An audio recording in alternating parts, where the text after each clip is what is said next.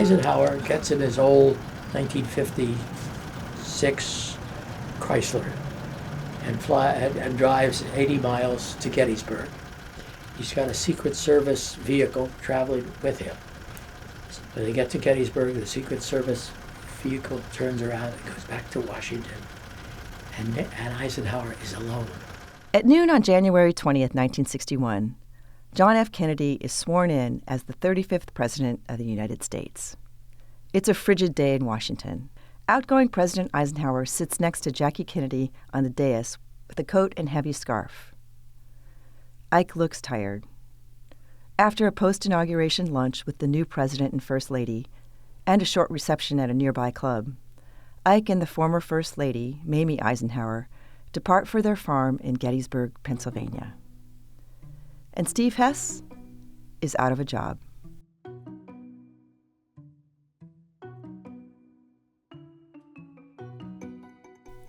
I'm Katie Dunn Tenpas, a visiting fellow and director of the Katzman Initiative at the Brookings Institution and a practitioner senior fellow at the University of Virginia's Miller Center. And this is episode 4 of Quite by Accident, a podcast about Steve Hess's life at the center of American politics.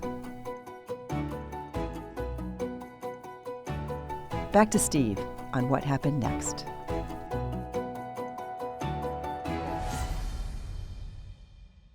Eisenhower got there and had nothing. Gettysburg gave him a rooms at the college to write his memoirs, and he had a couple of aides based on military aid. He had an aide and so forth, but he got nothing. And I don't know what I want to do, but Clarence Randall said. Clarence Randall, chairman of the board of Inland Steel Company and an advisor to President Eisenhower and later Kennedy. Go out and make money, and then you come back to government, which is probably good advice, but not something I could do. The Kennedy administration actually offers me a good job. I'm quite surprised. The Kennedy administration? Yeah, they offered me a good job. But I think, no, not at So they're my hiring age. a Republican? Yeah, at my age, I can't switch back. They did. They hired a person called Douglas Dillon, who went from Deputy Secretary of State to Secretary of the Treasury. And by the way, Eisenhower was furious about that. But I felt as a young man, if I were going to be in politics, I couldn't switch party. That wouldn't happen today. I said no. And the third thing, a senator from California, Kiko, offers me a job. All right, I'll try the Senate. Let's see what life is like on the other side. And I'm there for six weeks, and it ain't the White House speech writing. I am writing speech after speech in defense of every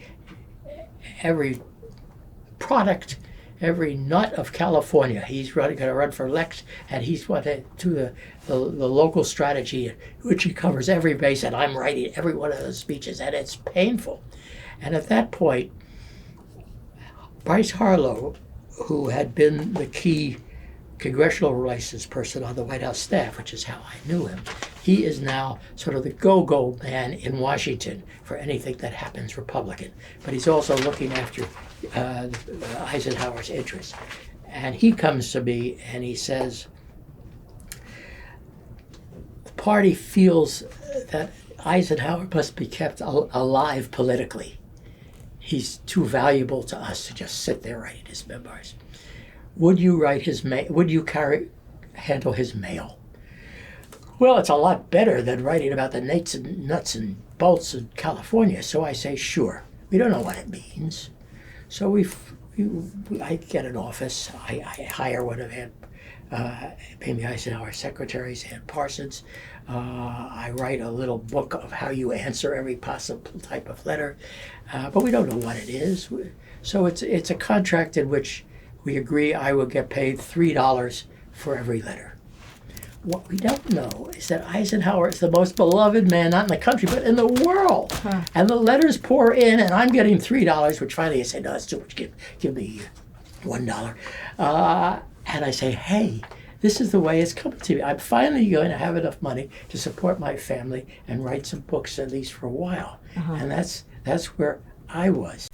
As Steve was replying to letters to Eisenhower, he also began to enter the orbit of Richard Nixon, Eisenhower's VP for 8 years. and who was before that a U.S. representative and senator from California. Nixon had just lost a very close presidential race to Kennedy and was also without a job. And that eventually is how I get into the Nixon web, because Harlow says, well, while you're doing this, see if you look after Nixon. He's got no one in Washington. There may be issues. And so at that point, it wasn't until April of '61 that I finally meet Nixon for the first time. And by this point, you're 28 years old. Oh, I'm older. Well, maybe I'm 29 even by that time. He wants me to help him on articles for the Saturday Evening Post and the LA Times Syndicate. Mm-hmm. And so I have my first meeting with him, and I didn't know that I'm going to like him, because he's the guy who, from the House Un-American Activities Committee, that doesn't sound...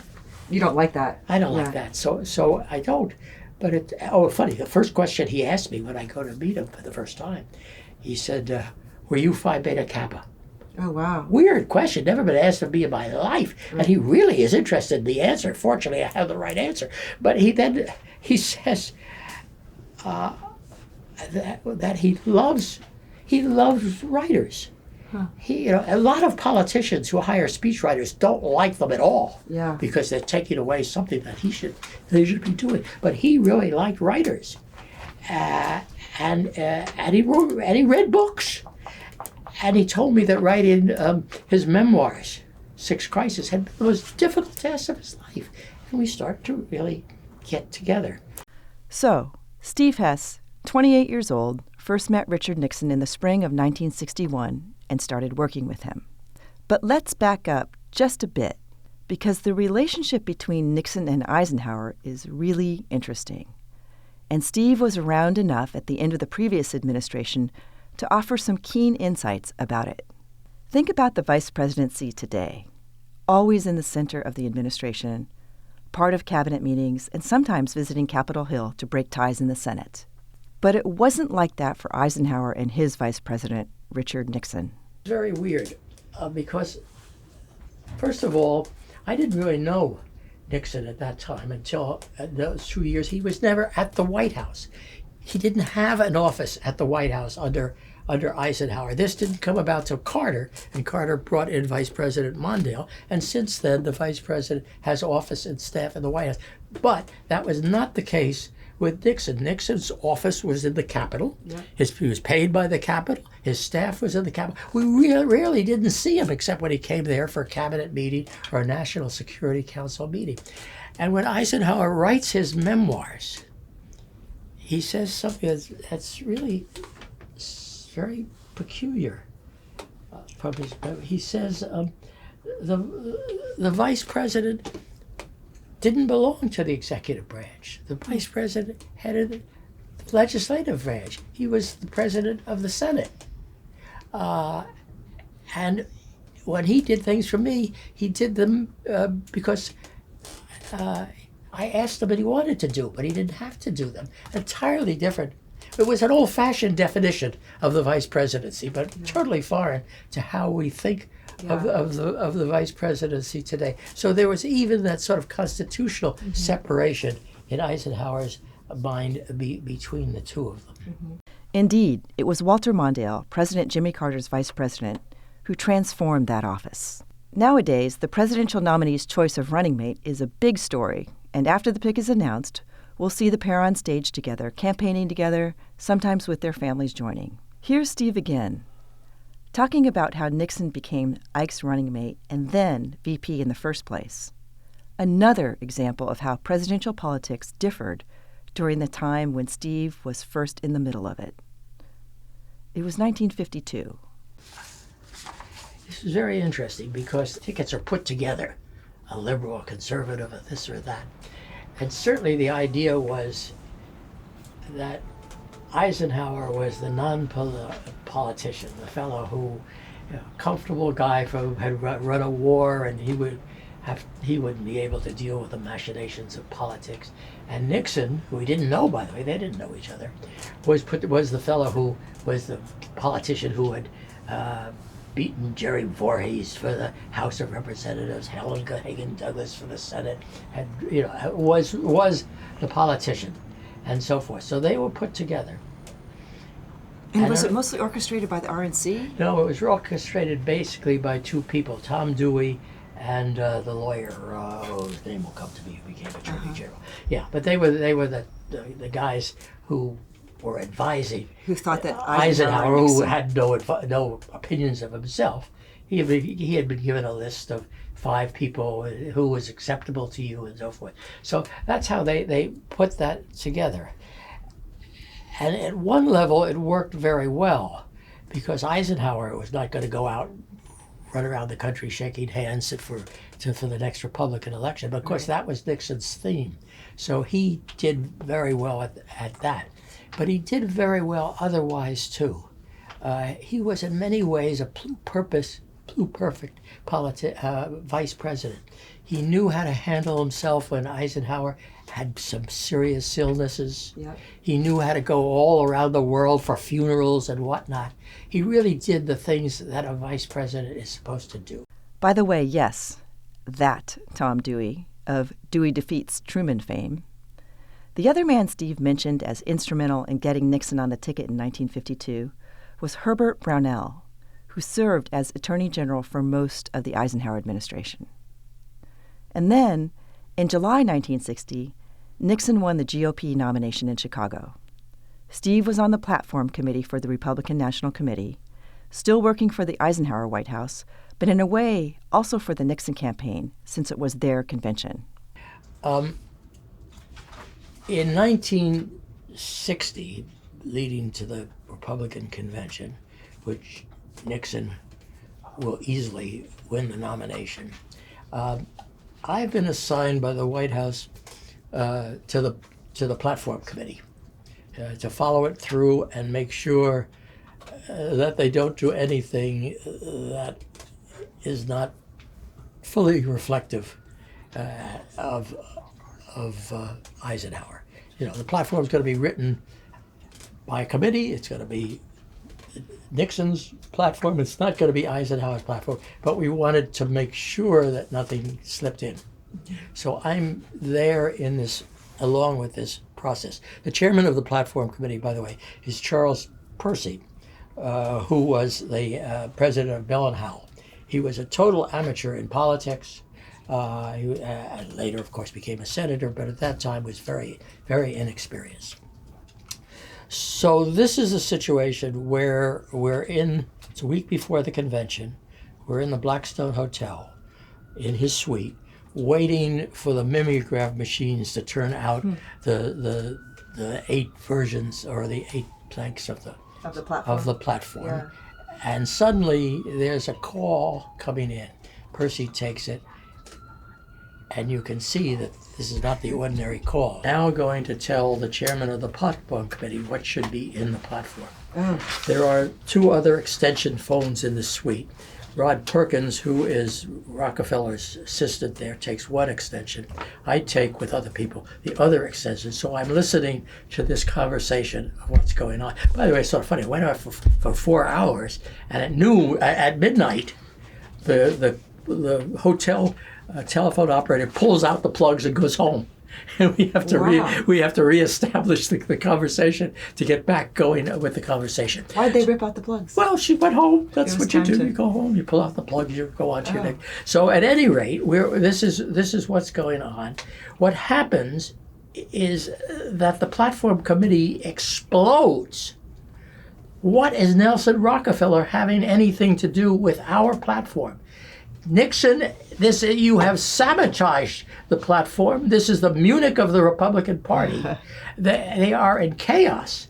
And eventually, after 36 hours, Nixon has to fly to New York, to Chicago, and settle them all down. This was totally unnecessary. It was Nixon's idea of somehow bringing the party together. And of course, he came close to destroying it. And he didn't understand the nuances involved, the idea of his going to Nelson Rockefeller, of Rockefeller standing up there and saying, the vice president has come to me and this is what we're deciding, and so forth. It couldn't have been all wrong, and also, as it turned out, all unnecessary. Since I'm reading all the material myself, I'm reading what Nixon and Rockefeller want to see, I read what's in the platform as well, and there's not even that much difference. That the party should be destroyed over this. Oh, by the way, there's a funny sidebar to this, since in the course of all this confusion, a plank of the platform that honored and was in favor of the United States Information Agency, and it had a lot about that. It was a plank of the platform. And somehow it gets lost in all this confusion. And I rush to John Sherman Cooper, senator from Kentucky, who is the chairman of the Foreign Relations Committee. And I said, you wouldn't believe it, but we just dropped this plank. Yeah. And I know how difficult it is to do everything now because everybody's furious at everybody else. But here, I'll write it out for you if you could somehow get it in. And John Sherman Cooper goes to his committee and turns it into a joke. Funny thing just happened, and they put it back in the platform. But crazy things are happening there. And it's all because Nixon has got it wrong. So even though Nixon was the consummate politician, he had won the Senate, he had won a spot in the House, he had been a faithful vice president, attending funerals and doing what he should do. Yeah. But he was not a good politician. And Eisenhower, who shunned a lot of the political, was actually much more shrewd in the realm of politics. He certainly was. And so unfolded in the final months of 1960, Vice President Nixon's campaign against John Kennedy and the final months of Eisenhower's presidency. You'd expect the outgoing president to wholeheartedly support the nominee of his party, who was his own vice president after all. But that's not exactly what happened, especially at one of Ike's weekly presidential press conferences in August 1960. We're talking about a press conference where the president is asked a question by a Time magazine correspondent. And he wants him to know, Mr. President, I'm just wondering if you could give us an example of something that the vice president did very important in your administration. And the president says, if you give me a week, I might think of one. That's pretty damning. It was brutal. Now remember, Nixon is running against John Kennedy. This is a campaign in which Nixon's key advantage is experience. Yep, 8 years. 8 years of experience, and Kennedy is perhaps a bit of a playboy. And at that moment, Eisenhower just pulls the experience Rug from under right from under him. And okay, so the next. Oh, I should tell you this. At that time, these press conferences are filmed and taped, but they're not shown immediately. They're shown that night on television. But the staff watches them at noon in the mess. Mm-hmm. So we had all gathered to listen to this, and we hear, give me a week, and it's a stillness. We don't know what to say.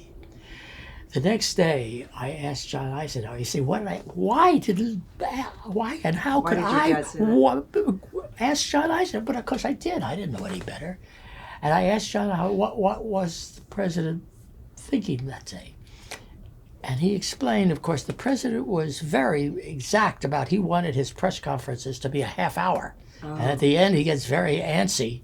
And he says John to me, what the president was really saying was, this press conference is over. I'll tell you what it's going to be next week. This might have been true. Because they were weekly press conferences. Yeah. Ultimately, after he got sick, so that's plausible. It was plausible, but it didn't happen because the next week nobody asked the question and he didn't answer the question. Do you think it was mean-spirited? What more can I say that the president had done something that was mean-spirited and thoughtless? It was thoughtless. I think it certainly attacked his sense of who he was in terms of running organizations, but he certainly went beyond that. Mm-hmm. And that was the only clue I had up to that point, personally, that there was some tensions. Mm-hmm. I should say, and it was clear that these two men and their families were not going to be close friends. Mm-hmm. They were so different. The friends that they had were so different, and so forth. So what was going on there? Did President Eisenhower just not want to campaign for his vice president? Did Ike not like Nixon? Sometime later in the future, I go back to John Eisenhower, and I said, well, who would your father want to have had as his successor? And he said, Robert Anderson, who was the Secretary of the Treasury. That's who he would love to have had if there was any possibility, which there wasn't, of his becoming president. Of those people of whom there was a possibility, he preferred Nixon. Okay, so the campaign is now going in after this press conference, and the president is not making speeches on behalf of Nixon. And people are wondering what's going on. But of course, I know what's going on because I'm there. And what's going on is that we've written all the speeches that he's not given. And Mamie Eisenhower and the president's doctor have gone to Nixon and said, we're worried. We're worried about the president's health. Oh. And Nixon says, all right, I won't ask him. Okay.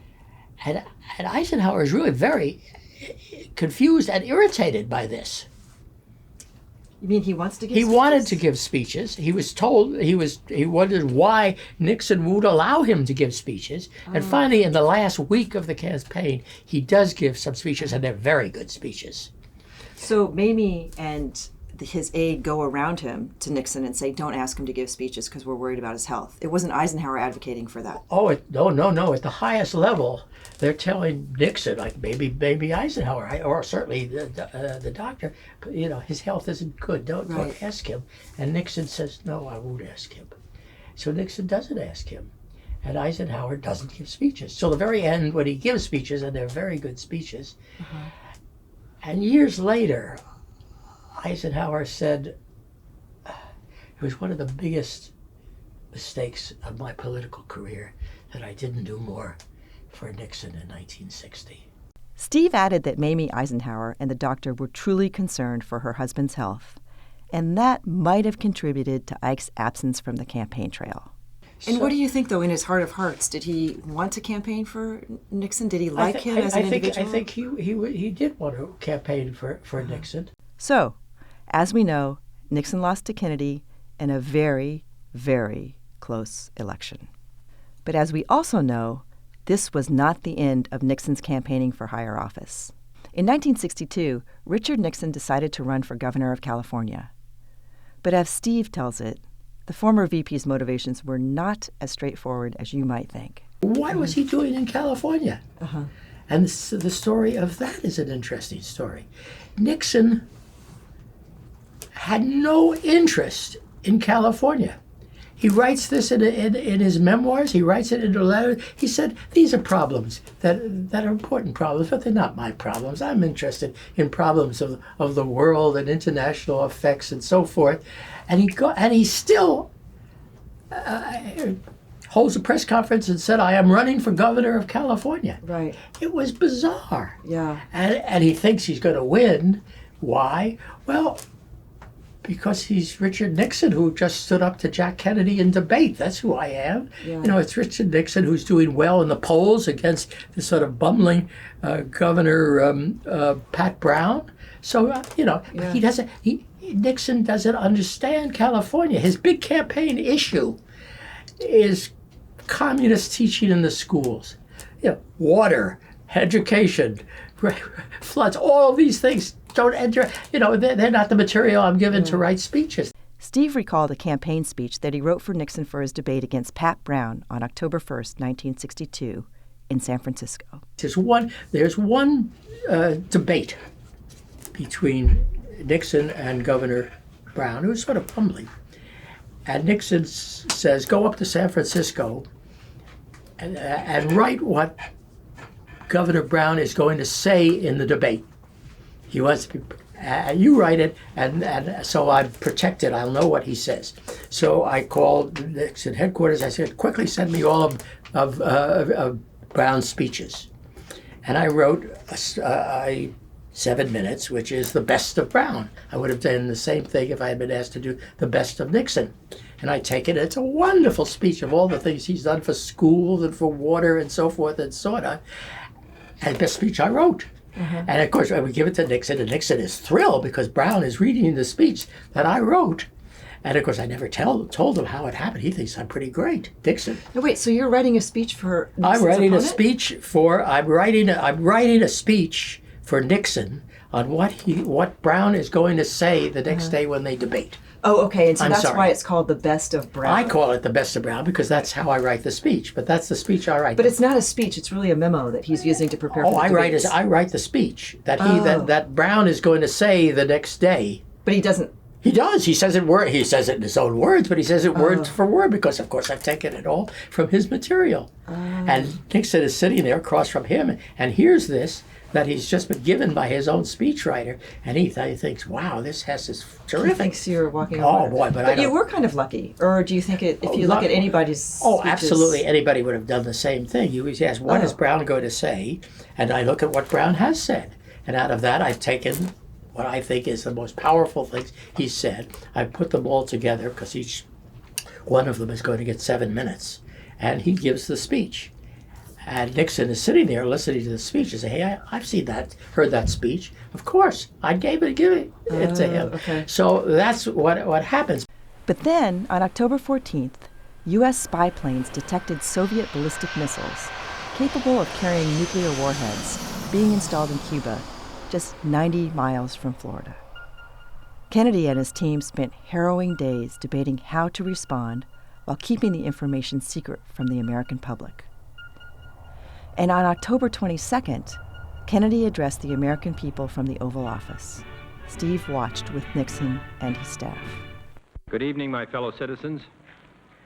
This government, as promised, has maintained the closest surveillance of the Soviet military buildup on the island of Cuba. We're sitting there, Rose Woods, his secretary, myself. Rosemary Woods, Nixon's longtime personal secretary, who followed him to the White House in 1969. During the Watergate investigation, she claimed responsibility for accidentally erasing some of the 18-and-a-half-minute gap on a June 1972 audio tape of Nixon in the Oval Office. The three of us are in Oakland in a hotel room, and we turn on the television, and there's President Kennedy, and he's telling us about the Cuban Missile Crisis, the most important speech and moment of his career. We're sitting there listening to it. Nixon running for governor of California, turns to me and said, "I've just lost the election." Meaning lost the election for governor of California. I said, "What do you mean? What do you mean?" He said, "Well, people aren't going to be following me. They're going to be following the Cuban Missile Crisis." And 2 weeks later, on November 6th, California voters re-elected Pat Brown to the governor's office.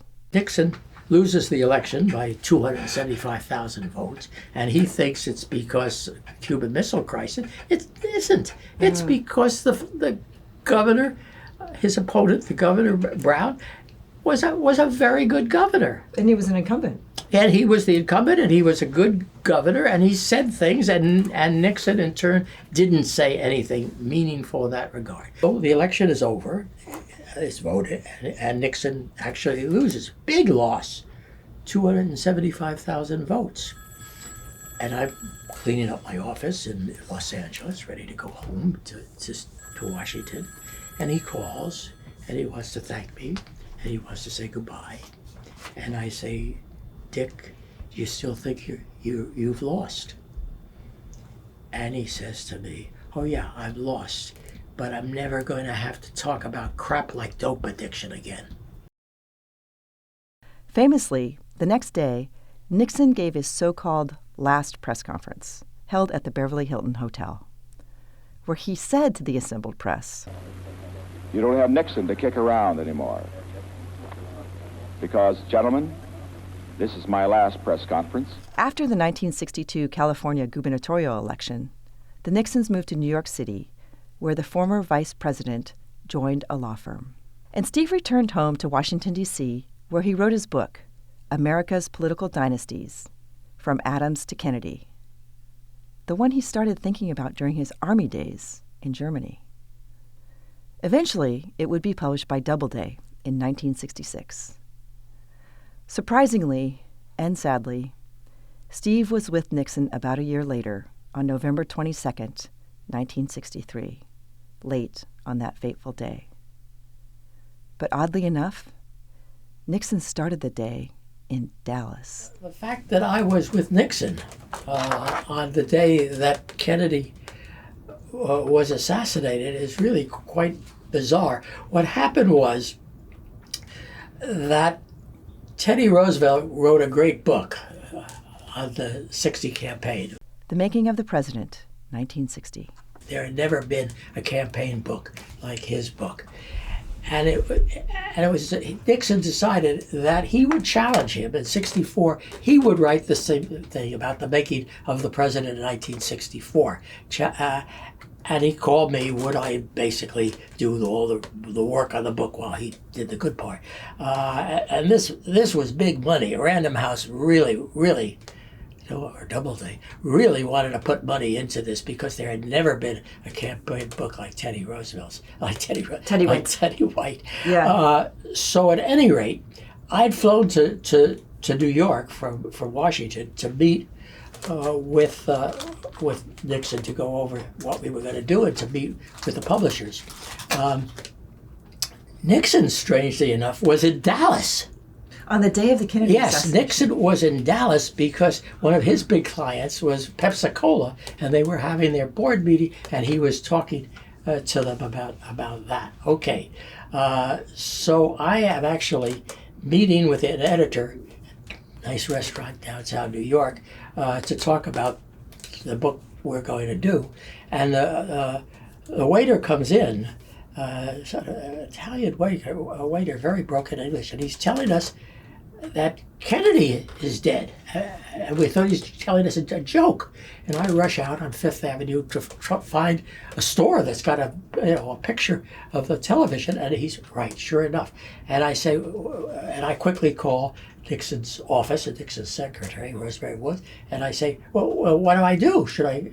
And she doesn't know either. She said, well, go to his home, which is 62nd Street and Fifth Avenue.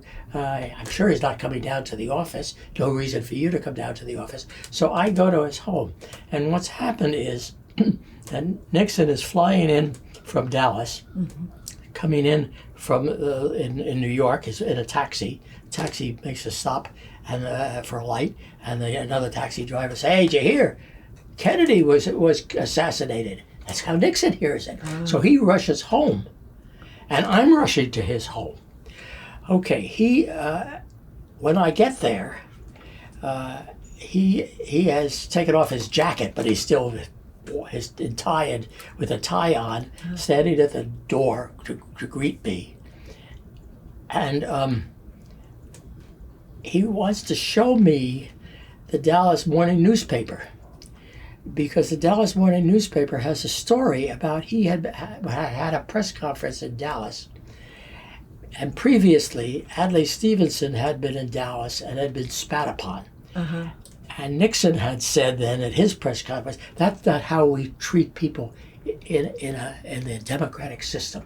And he wanted to show me this. He's holding the paper because subconsciously what he's saying, I had nothing to do with the assassination of Nixon. See, I told him that's not how we treat people. The assassination of Kennedy. The assassination of Kennedy, right.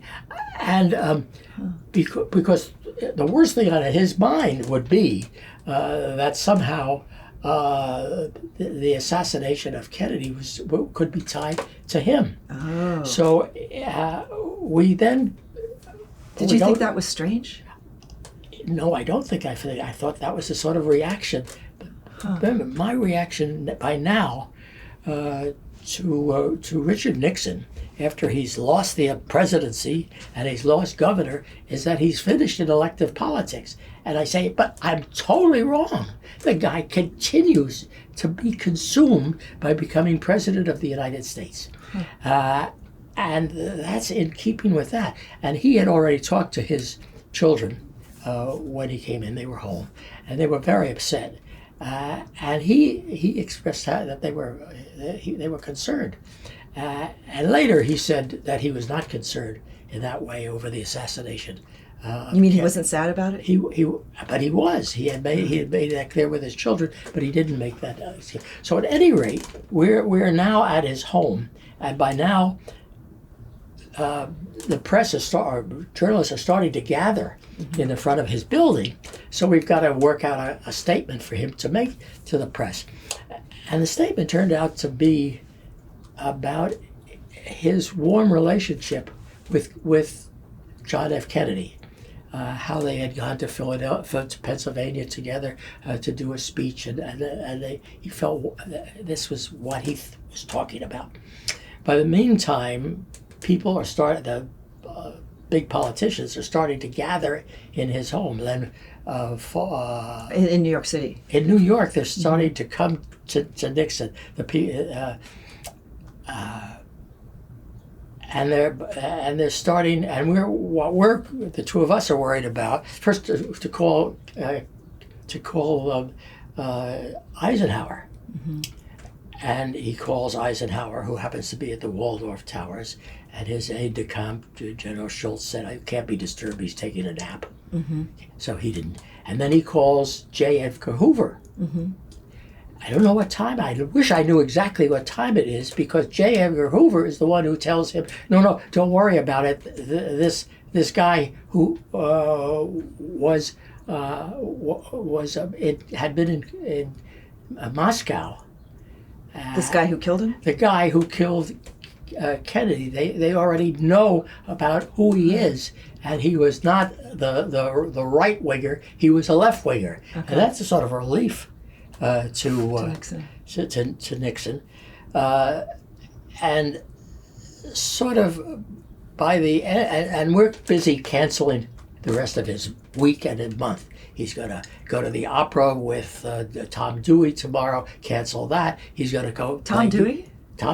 He's going to play golf with Roger Blau, the head of U.S. Steel, the next day. Cancel that. So we're clearing his docket so that he can get back to the funeral in New York. These are the things you do in a situation like that.